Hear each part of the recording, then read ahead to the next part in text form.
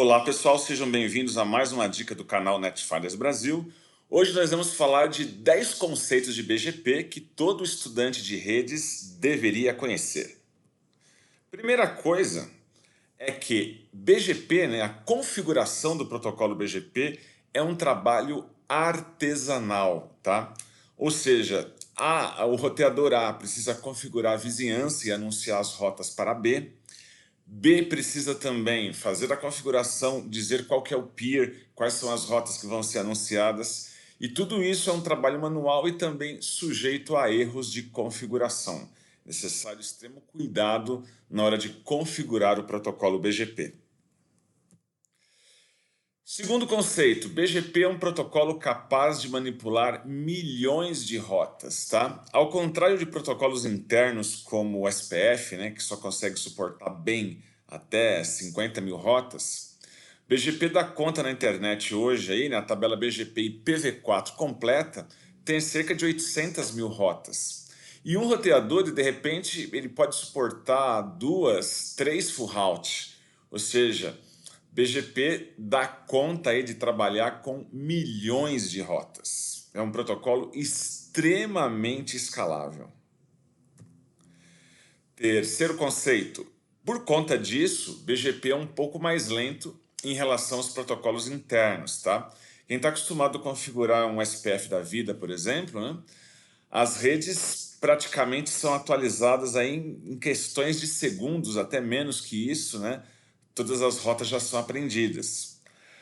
A convergência da tabela BGP pode demorar, do ponto de vista global, para que o mundo todo descubra que uma determinada rede foi inserida ou removida, pode demorar aí 10, 15 minutos até que haja convergência total na tabela, na rede global, BGP consegue trabalhar com muitas rotas, mas ele precisa de um tempo para fazer com que todos os vizinhos de todo o globo consigam ser avisados das mudanças de topologia.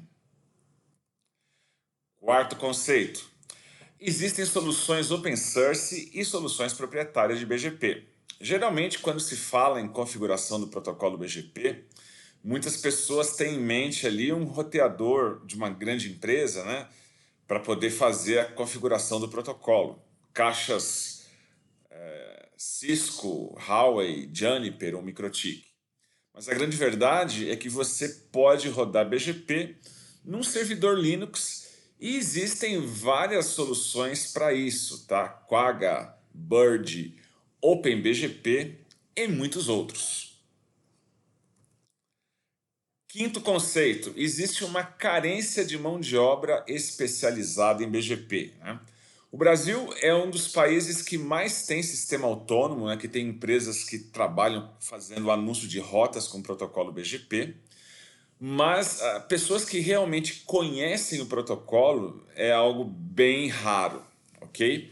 Eu diria então que se especializar na configuração do protocolo BGP, seja para prestar serviços como consultor ou mesmo trabalhar numa empresa de tecnologia da informação, é um bom nicho de mercado com pouca concorrência. Sexto conceito. Um erro de configuração em uma empresa pode afetar toda a internet. Como nós falamos, BGP requer muita configuração manual e um erro que seja feito na configuração de um sistema autônomo pode afetar toda a internet. Se eu, por exemplo, anunciar uma rede que não é minha, eu posso fazer com que as pessoas do mundo todo venham até a mim para acessar aquela rede, prejudicando, por exemplo, o dono verdadeiro daquela rede. Há muitos relatos na internet aí de hijack session, de sequestro de sessão, sequestro de blocos, em que empresas, por exemplo, aí como o Google, teve os blocos sequestrados e esses problemas demoram muitas vezes algumas horas até que sejam sanados. Sétimo conceito, levantar a seção BGP é fácil, difícil é criar as políticas. Configurar o protocolo BGP, apenas levantar as vizinhanças, não requer prática nem muita habilidade. Basicamente, você tem que declarar qual é o IP do vizinho e qual é o sistema autônomo a que ele pertence. No entanto, levantar a sessão é apenas a primeira parte. O que pega realmente são as configurações das políticas de entrada e de saída. Políticas essas que impedem que eu fique aprendendo endereços que são lixo na internet, ou pior, que eu acabe dando trânsito para as outras empresas desnecessariamente e gratuitamente. Oitavo conceito: BGP pode transportar IPv4, IPv6 e outros protocolos.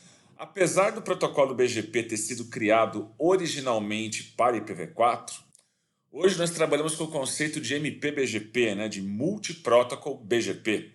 Nós podemos, além de IPv6, transportar endereços VPN v4, VPN v6, usados para as VPN de camada 3 no próprio BGP. É possível, então, ter várias address families, né, vários endereços diferentes, endereços unicast, endereços multicast, uma gama de famílias que eu posso transportar usando o BGP. Nono conceito: BGP transporta IPs públicos, enquanto o SPF IPs de infraestrutura. O que acontece? BGP, até pela sua natureza de transportar grandes quantidades de IPs, né, ele foi criado para transportar os IPs da internet. Isso quer dizer que, quando você for configurar aí no provedor os IPs de infraestrutura, quando eu falo infraestrutura, eu digo endereço de loopback e IPs de link ponto a ponto. Geralmente se usa o SPF para isso e não BGP. Isso faz com que eu tenha um isolamento, né? Se acontecer algum problema com os IPs de infra, isso não vai influenciar o BGP e algum problema no BGP também não influencia a gerência da minha infra. Décimo e último conceito: redes complexas usam BGP, rede simples, rota estática. BGP é muito útil quando eu tenho 2 ou mais links externos. Se eu, por exemplo, tenho um provedor que está começando, que só tem uma saída para a internet, uma rota estática padrão dá bem conta do recado. BGP quanto mais complexo for o cenário, com vários caminhos, com várias saídas para o mundo externo, mais útil o BGP será. Por hoje é só, pessoal. Espero que tenham gostado. Grande abraço a todos. Até a próxima.